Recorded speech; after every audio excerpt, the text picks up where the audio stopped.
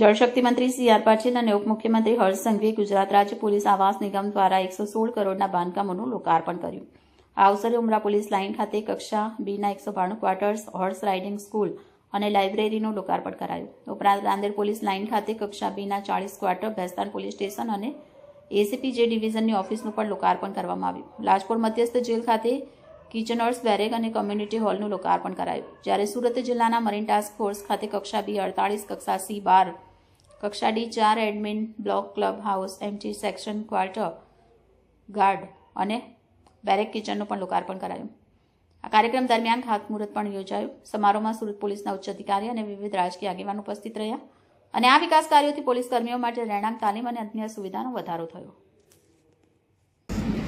સુરત શહેર પોલીસના સૌ જવાનોના પરિવાર માટે આજે ગુજરાત પોલીસ હાઉસિંગ નિગમ દ્વારા બનાવેલા આ અદ્ભુત 192 ક્વાર્ટર્સનું આજે અહીંયા લોકાર્પણ કરવામાં આવ્યું છે। એની જોડે જોડે રાંદેરના 40, સાથે સાથે આ જ ક્વાર્ટર્સમાં લાઇબ્રેરી હોય કે પછી આંગણવાડી હોય, આ બધી જ વ્યવસ્થાઓનું લોકાર્પણ આજે અહીંયાથી કરવામાં આવ્યું છે। ગયા અઠવાડિયે જ સુરત જિલ્લાના 66 કરોડ રૂપિયાના પોલીસ હાઉસિંગના લોકાર્પણ અને ખાતમુહૂર્ત કરવામાં આવ્યા હતા।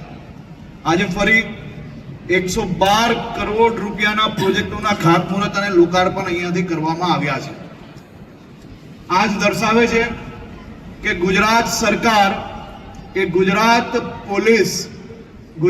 પોલીસના પરિવારજનો માટે ખૂબ જ ગંભીરતાપૂર્વક કામગીરી કરી રહી છે અને આપ સૌને આપના પરિવારને વધુ સારું જીવન આપના પરિવાર જોડે આપ જીવી શકો તે પ્રકારની વ્યવસ્થાઓ બી આવનારા દિવસોમાં હજી વધુ ઝડપે આપણે આગળ વધારી રહ્યા છે। તમને જાણીને ખૂબ આનંદ થશે કે આ દેશના ઇતિહાસમાં પહેલીવાર કોઈ એક રાજ્યના બધા જ કોન્સ્ટેબલ પરિવારજનો માટે એક સાથે પોલીસ વિભાગ દ્વારા 20,000 થી વધુ મકાનો બનાવવાનો નિર્ણય લેવામાં આવ્યો છે।